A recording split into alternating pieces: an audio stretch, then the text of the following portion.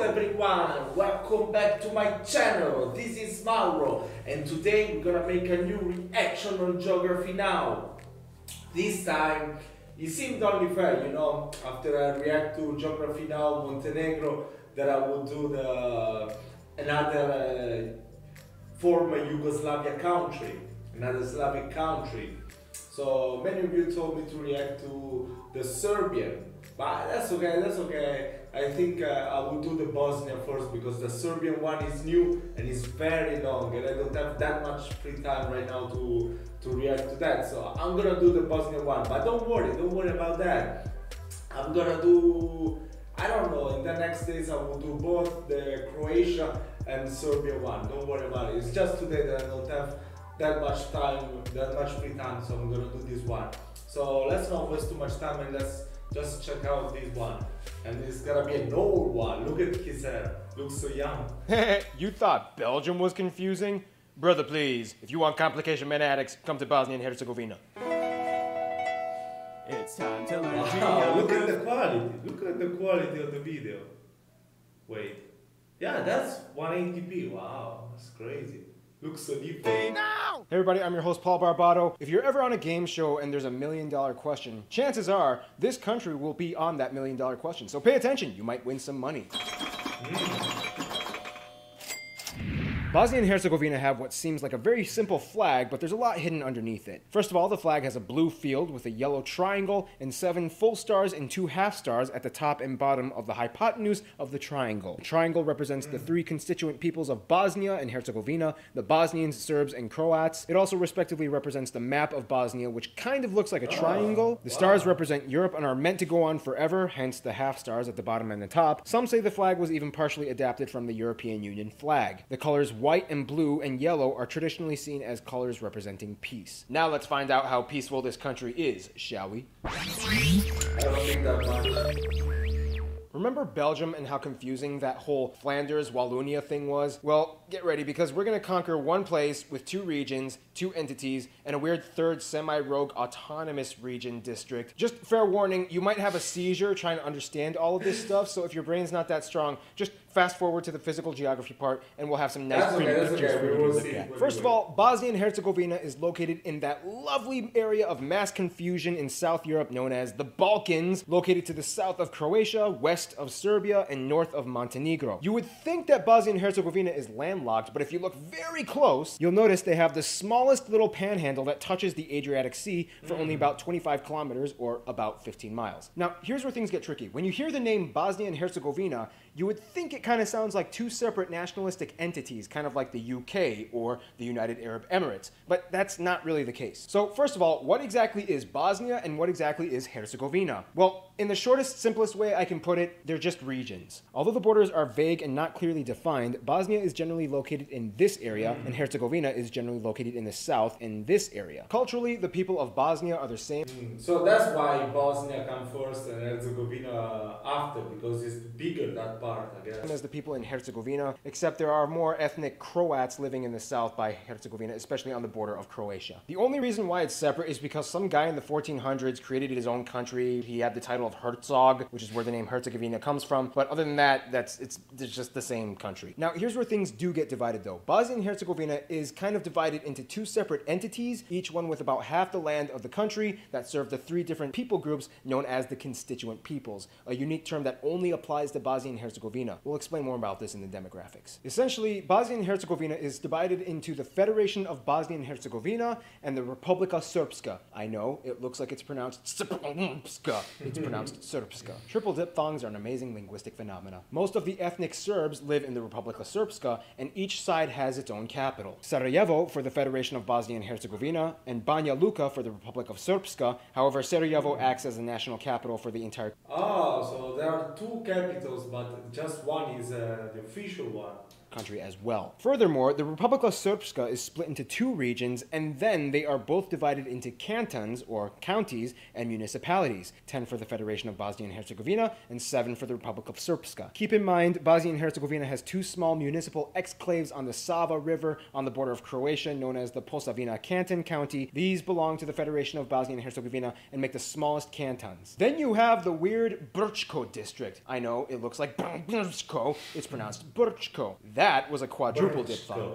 Gotta love these Slavic words. This place is kind of seen as like a neutral ground and kind of belongs to both entities, and it kind of governs itself. All of this was done to kind of alleviate the demographical tensions in the country after the Yugoslav wars in the 90s. However, the strategy behind it has always been kind of shaky in its foundations. Speaking of war, this place has a lot of lingering reminders of its brutal past. Like in Sarajevo, there's a tunnel museum and the Sarajevo Roses, which are mortar blasts in the sidewalk that were filled up with pink concrete. They do have a little small sense of humor, though. They made an ironic ICAR canned beef monument dedicated to the longest airlift raid attempt in history for nearly 3 years, in which humanitarian airlifts from all over Europe, and especially in the UK, would drop off food supplies that were often expired leftovers from previous wars that nobody wanted to eat. Many times the food contained pork that many of the Muslims in the country had to abstain from eating, so it was useless to them. It was literally the world's most sarcastic monument ever. Now, if you thought Bosnia and Herzegovina was pretty quirky with their land borders,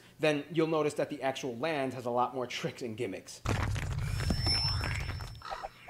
First of all, the country is mostly mountainous or hilly, as it lies on the Dinaric Alps in the Balkan Peninsula, with flatter lands in the northeast by the Pannonian Basin. About half of the country is forested, and about 30% of the land is arable, mostly in the northeast regions, whereas the south, mostly in Herzegovina, is more rocky and dry than the rest of the country. Now, this is where things get a little interesting. Yes, the country does have a lot of potential arable land, but the problem is, due to its war past, the country still has about 200,000 landmines that they have to clear from the ground. But I mean, hey, that's only like a third of the amount from Albania, remember? Woohoo! Slightly less danger! Then, in the Republika Srpska, you can find the last jungle or primeval forest in southern Europe. The Perućica forest, which is only accessible to explore in the company of rangers. The world's tallest Norwegian spruce tree can be found here, and many captivating waterfalls and ancient trees that take you back years in the past. Now, here's the funny thing. Many people in Bosnia around Sarajevo will tell you that they're pretty certain that the country has the world's largest man-made ancient pyramid. Located near the town of Visoko, the hills in the region seem to have an almost perfect geometric shape that creepishly resembles a pyramid with almost equal sides and angles. Modern archaeologists are skeptical, but if you look at the pictures from above, I mean, it does kind of look like a pyramid. I don't know, you be the judge. Also, thanks to its mountainous terrain, Bosnia and Herzegovina was selected and hosted the 1984 Winter Olympics in Sarajevo. However, since then, the entire area, including the bobsledding trail, is all but completely abandoned and tagged with graffiti. It's actually kind of a popular tourist spot these days. Bosnia and Herzegovina just doesn't stop when it comes to the strange atmosphere, but the people here are even more complex. That's so funny. And it's so funny because, you know, watching the new episodes and then watching these, it's like you still see all the same content, but it's just like the better music, the more people, the more entertaining. And it's still fun, it's still fun. This man was a genius. He had a very nice idea and he succeeded. It's very nice, it's very nice. We gotta compliment him for that. Here's the rule with Bosnia and Herzegovina. You always have to constantly think in threes. Never refer to everybody in the country as just Bosnians. Half of everybody will get super mad at you. First of all, the country has about 4 million people, about 48% of whom are Bosnians, 33% Serbs, and 15% Croats, with the remaining 4% only 4 million, but it looks very big from the map. From other nations. The three main people groups of this country are pretty much what make it function in such a weird way. Now, here's the funny thing. Bosnians, Croatians, Serbians, and even Montenegrins can all pretty much understand each other with their languages. Their languages are all pretty much the same. Yeah, I'll put the link down below in the description. I already, if any of you want to, you know, talk about this kind of thing, like the linguistic difference between Croatian, Bosnian, Serbian, you know, I put the link down in the description that I checked out a video where it describes the differences between these languages. And I'm gonna put that link and remind you of that also for the next episodes of Croatia and Serbia. Don't worry about it. That video pretty much explains it pretty well.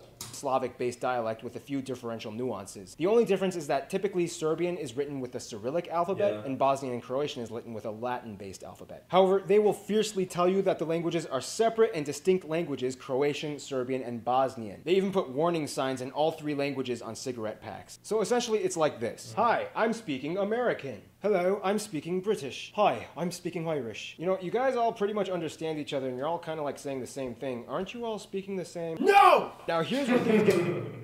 Yeah. We covered that in the other video. Go check it out after this. It's really confusing. Bosnia and Herzegovina has a bicameral legislature that includes a 3-member presidency, one for each of the people groups: the Serbs, the Croatians, and the Bosnians. That's right.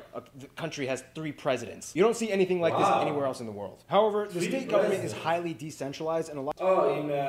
in San Marino they had 2 presidents and two presidents that had in San Marino, I think.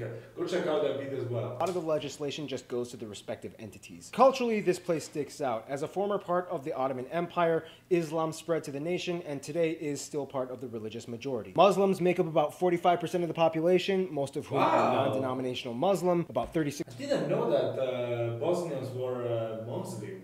Wow, that's really interesting. Oh my god, it's so mind-blowing. How many things can you learn from a single video? I want to do them all. 6% are Serb Orthodox Christian, 15% Catholic, mostly from the Croats. It's kind of strange because Bosnia is one of the few places in the world where you can find the whitest Muslims you will ever see in your life. It's funny though, because for a long time Bosnia and Herzegovina was also under the Austro-Hungarian Empire, so you kind of get this weird European Muslim Eastern mix in terms of culture. It's also kind of known as the place where World War I started. Remember Archduke Franz Ferdinand? That's that video I reacted to as well, from Oversimplified. That's kind of how the country interacts with itself. Now, how does it interact with the outsiders? Now, this is where things get very politically divisive because the country has a very deep history in alliances and enemies. Without getting into too much detail, essentially in the 90s, the country was in a straight-up war internally, and it was basically against all 3 people groups. After the war ended and the Dayton Agreement was signed, the country cooled off, kind of, and the people agreed to calm down a bit and stop killing each other and make a new country that had a full sovereign status as one, but with divided regions that were somewhat segregated. Did you get that? This was the best they could do, and I mean, honestly, with a country with that much internal animosity, it worked kind of well. Yeah, that's pretty good. It looks like a kind of a puzzle to put together. That's very nice, this picture. Oh, it's like, look, we all hate each other, and we still do, but things have gotten a little too crazy, so let's just agree to stop all the chaos and hate each other in a distant yet constructive way so that our country can still make money and not get ridiculed by everyone else outside.